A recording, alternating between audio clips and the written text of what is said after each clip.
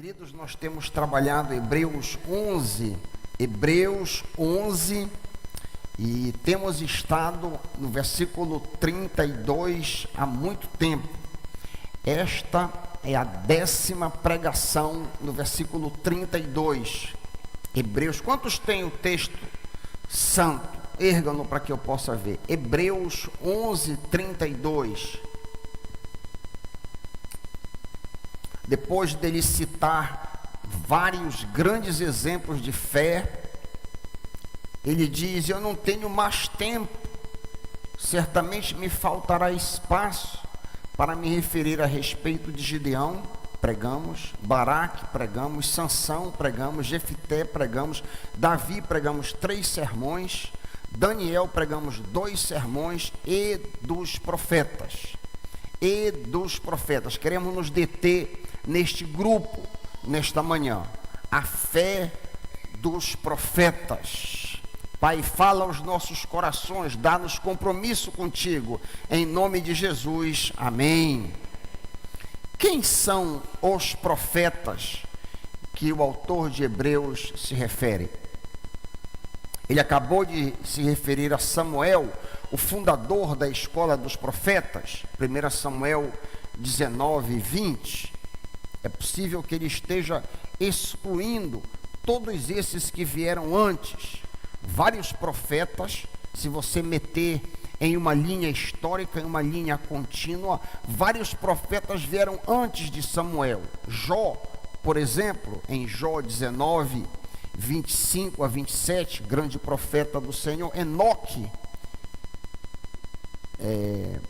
Judas 1,14. Abraão, Gênesis 27. Isaac, Hebreus 11, 20. Jacó, Gênesis capítulo 49, como um todo, nós vemos o grande profeta Jacó ali. José do Egito como profeta em Gênesis 37, 5 a 9. Miriam, a profetisa, Êxodo 15, 20. Moisés, Débora e etc.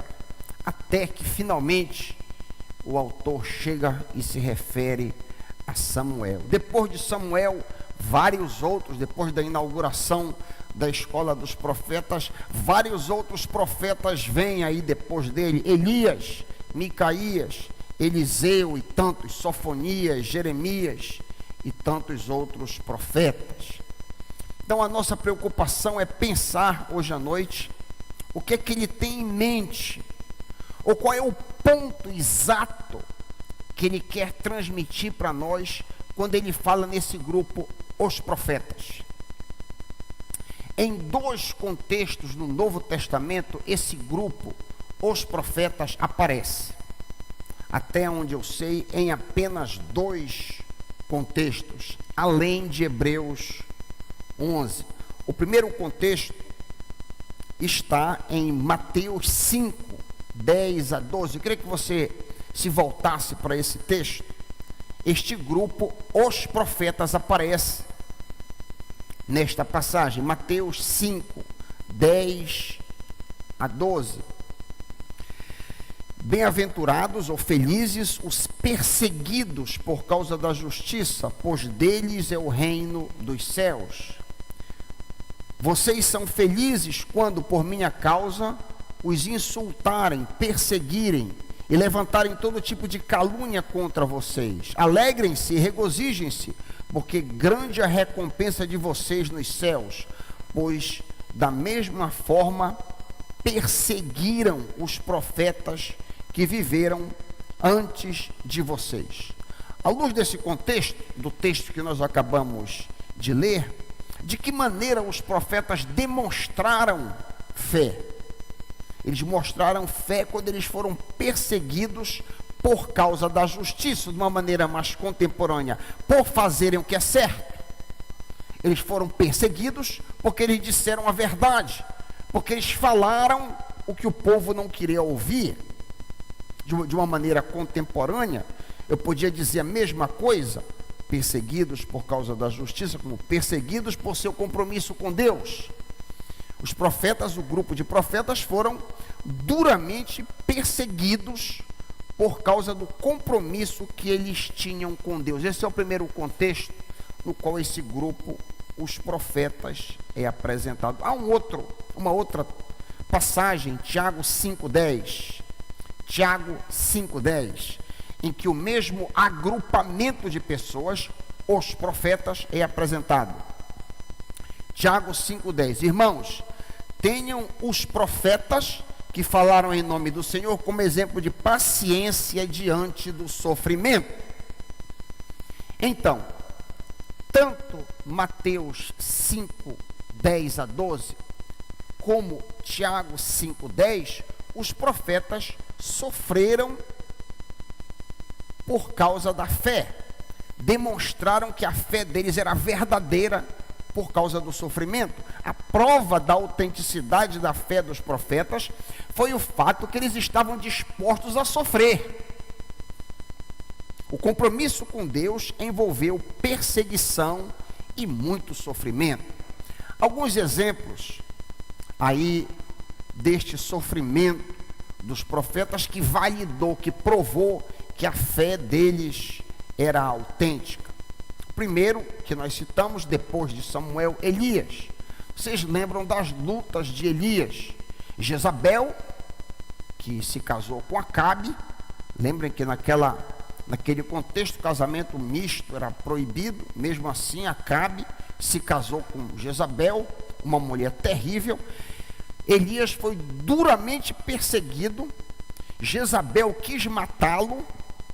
Acabe, o rei de Israel, chamou Elias de meu inimigo. 1 Reis 21:20. Por que razão Jezabel e Acabe perseguiram Elias?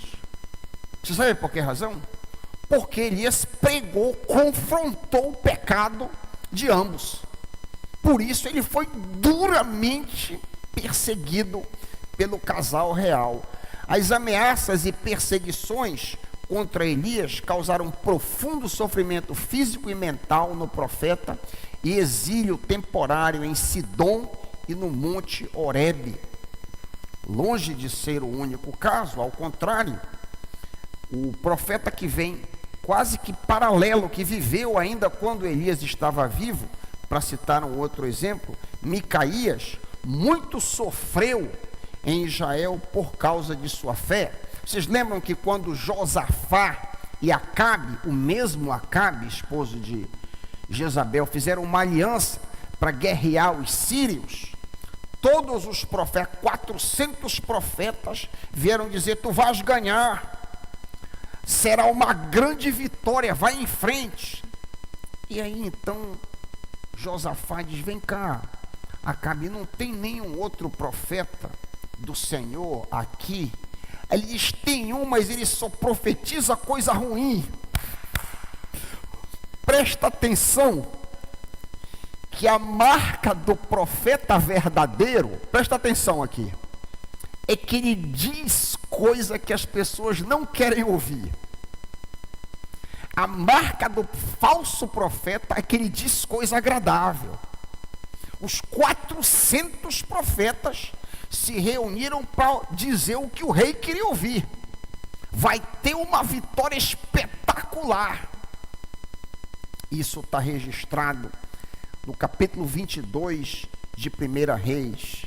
Se você tem dúvida do que eu estou dizendo, olha o que diz 1 Reis 22, 6 a 8. Manuseia a santa palavra. 1 Reis 22, 6 em diante. Então o rei de Israel, Acabe, reuniu 400 profetas e lhe perguntou: devo ir à guerra contra a cidade de Ramote Gileade ou não? Eles responderam: sim, pois Deus a entregará nas mãos de você. Josafá, o rei de Judá, porém perguntou: não existe aqui mais nenhum profeta do Senhor a quem possamos consultar? O rei de Israel respondeu a Josafá: ainda há um homem por meio de quem podemos consultar o Senhor, mas eu odeio. Por que ele odiava? Porque ele nunca profetiza coisas boas a meu respeito, mas sempre coisas ruins. É Micaías, ele disse. É Micaías, o caba ruim. Mas aí, como Josafá pressionou a cabeça, manda buscar ele, vamos ver o que ele tem a dizer. E aí foi mandado emissários para que fosse buscar Micaías. Os emissários disseram: olha, está todo mundo dizendo coisa boa, está todo mundo lá dizendo que a gente vai arrebentar, vê se tu não vais dizer nada contrário. No caminho ele disse isso aí, isso está registrado em 1 Reis 22, de 9 em diante. E aí Micaías diz: tu vais perder, não vai, tu vais perder seriamente. Quando ele diz isso, que eles iam sofrer a derrota, versículo 18, o rei, versículo 18, 1 Reis 22, 18, o rei de Israel disse a Josafá: eu não te disse que ele nunca profetiza nada de bom a meu respeito? Micaías, o profeta do Senhor, prosseguiu: ouça a palavra de Deus. Viu o Senhor assentado em seu trono, com todo o exército dos céus ao seu redor, à sua direita e à sua esquerda. E o Senhor Deus disse: quem enganará Acabe para que ataque a cidade de Ramote Gileade e morra lá? E um sugeriu uma coisa, e outro sugeria outra, até que finalmente um espírito colocou-se diante do Senhor e disse: eu o enganarei. De que maneira? Perguntou o Senhor. Ele respondeu: irei e serei um espírito mentiroso na boca de todos os profetas do rei. Disse o Senhor: vá, você conseguirá enganá-lo, vai e engane-o. E o Senhor pôs um espírito mentiroso na boca desses teus profetas. O Senhor declarou a tua desgraça. Então Zedequias, filho de Kenaná, um dos profetas, deu uma bofetada na cara de Micaías. Quem foi que me mandou aqui? Qual foi o caminho do Espírito da parte do Senhor que me falou? Esbofeteou o homem de Deus. Lemos em 2 Crônicas 18, que além de esbofeteado, 2 Crônicas 18, 25 e 26, Micaías foi mandado para o cárcere e lá permaneceu a pão e água. Por que aconteceu isso com Micaías? Porque ele falou a verdade, porque ele confrontou, porque ele tomou posição. A mesma coisa fica acontecendo com um profeta atrás do outro. Anani, por exemplo, repreendeu o rei Asa por causa da aliança que ele havia feito com a Síria. E por causa disso aí, Asa então coloca-o no calabouço. Jeremias é um outro exemplo. Jeremias foi açoitado, aprisionado, colocado num poço cheio de lama. Olha aí Jeremias 37, 15 e 16. Vocês lembram do contexto de Jeremias? Jerusalém estava sitiada pelo exército inimigo. E Jeremias disse: Jerusalém vai cair. Os religiosos, os líderes da nação, olha, esse cara está desestimulando o povo a lutar. Esse camarada é uma praga aqui dentro. Todo mundo dizia o contrário. Jeremias dizia: não vai dar certo, a gente vai de mal a pior. Quais são os profetas, os novos profetas aí, que estão profetizando nessas igrejas aí, que diz: não, a gente vai de mal a pior. A tua vida, se tu continuares no pecado, vai ser só ruim, só coisa ruim. Não é isso que a gente ouve. É esse que te digo, varão, tua varoa está à porta. Esse que te digo, varoa, teu varão está chegando, varoa, glória, glorifica, varoa. Olha aí a chave do apartamento, a chave do apartamento está vindo. Olha o carro novo, profetiza o carro novo, varão, olha aí. É só coisa boa. É ou não é?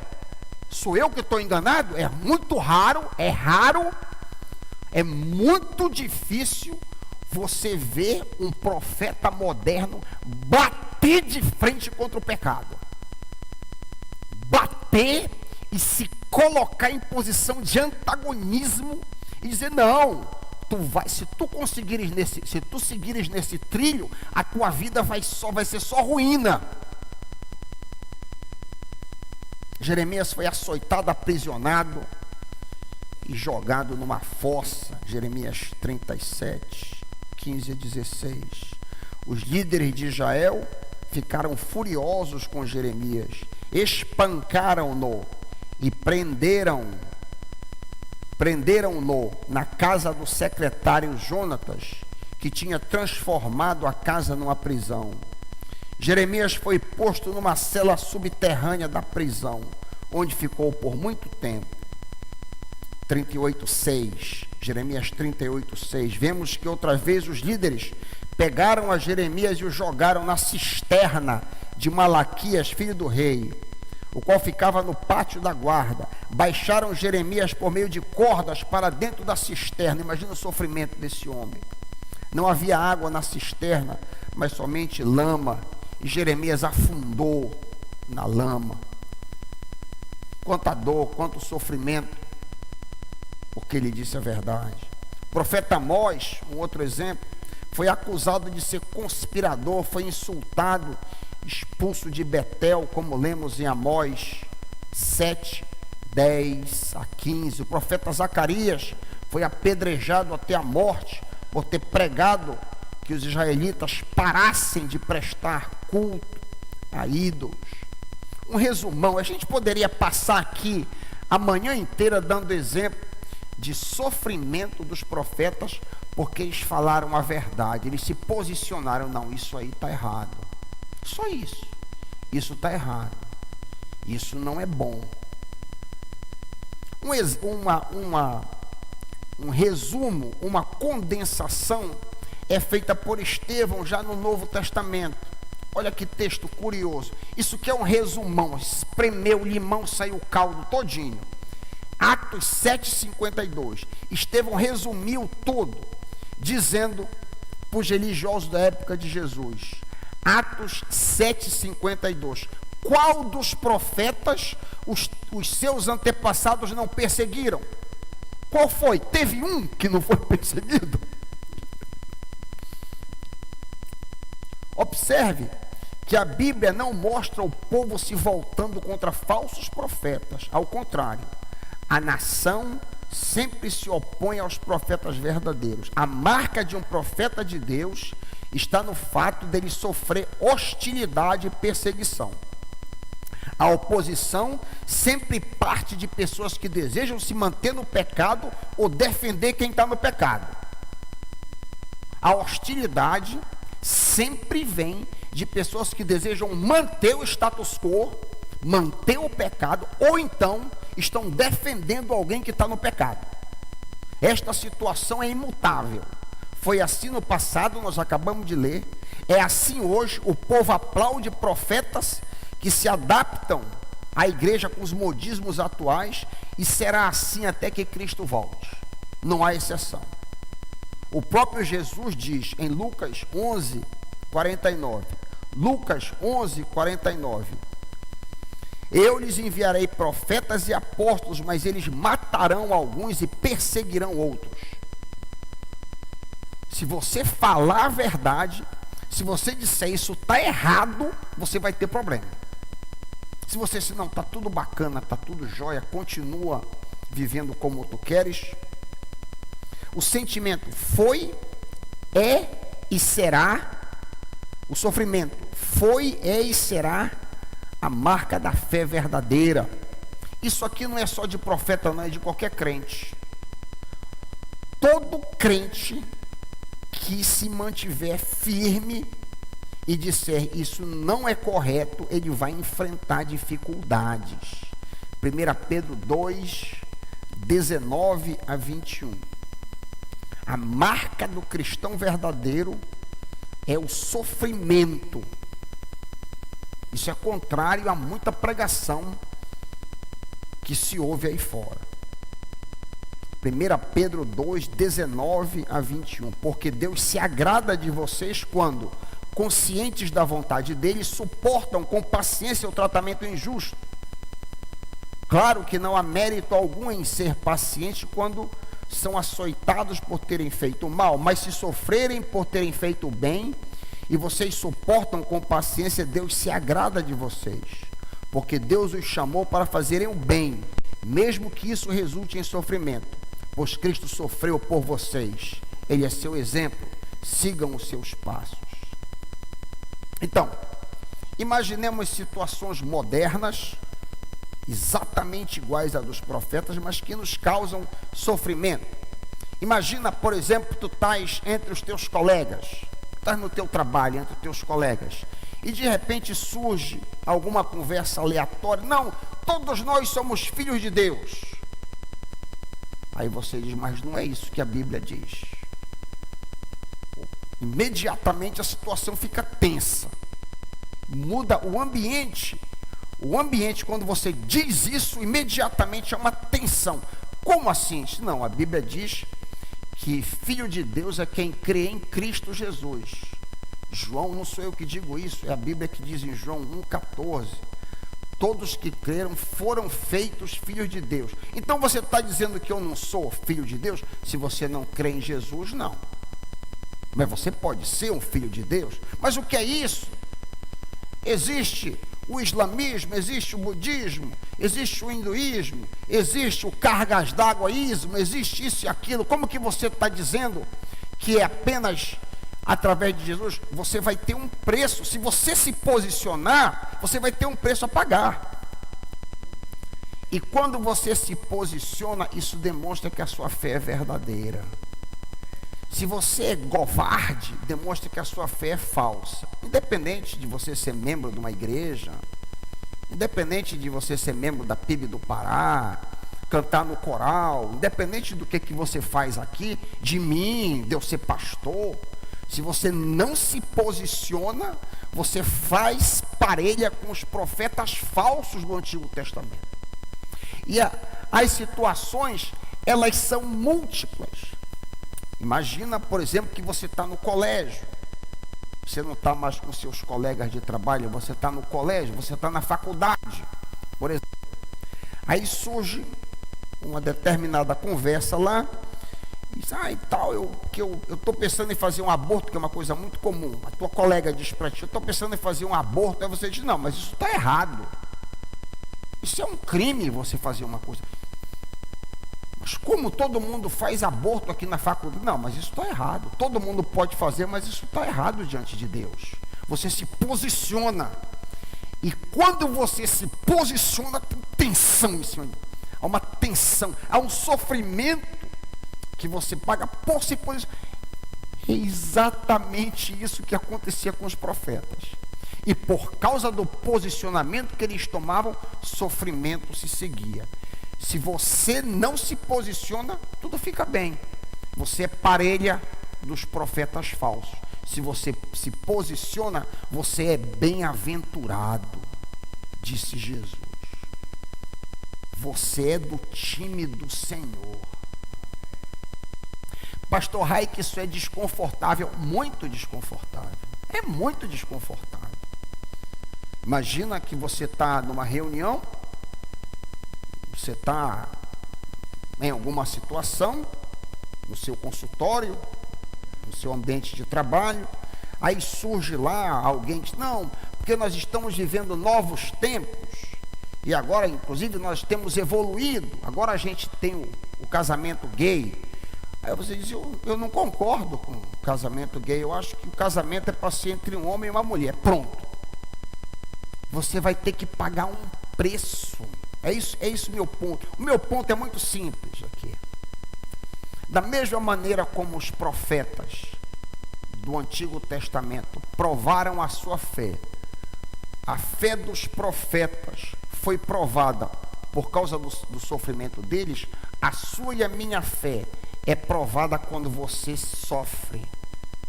E o sofrimento varia muito. Pode ser uma mera pressão.